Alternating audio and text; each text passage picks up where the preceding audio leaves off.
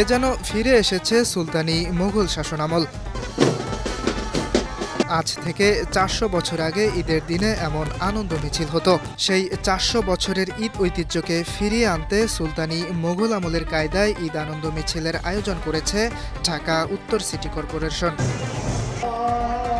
সোমবার রাজধানীর আগারগাঁওয়ের পুরাতন বাণিজ্য মেলার মাঠে বড় পরিসরে ঈদের জামাত অনুষ্ঠিত হয়। জামাত শেষে শুরু হয় ঈদ আনন্দ মিছিল।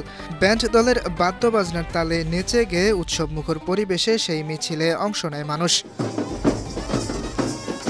মিছিলের সামনের দুই সারিতে ছিল ৮টি সুসজ্জিত ঘোড়া, আরও ছিল ১৫টি ঘোড়ার গাড়ি, ছিল মহিষের গাড়ি ও সুলতানি মুঘল আমলের ইতিহাস সংবলিত 10টি পাপেট শো।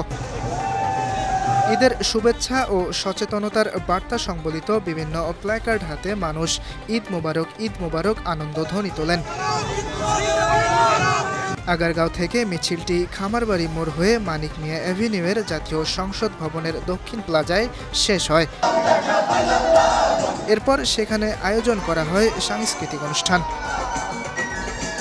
এ সময় সাধারণ মানুষদের সেমাই ও মিষ্টি দিয়ে সরকারিভাবে আপ্যায়ন করা হয়।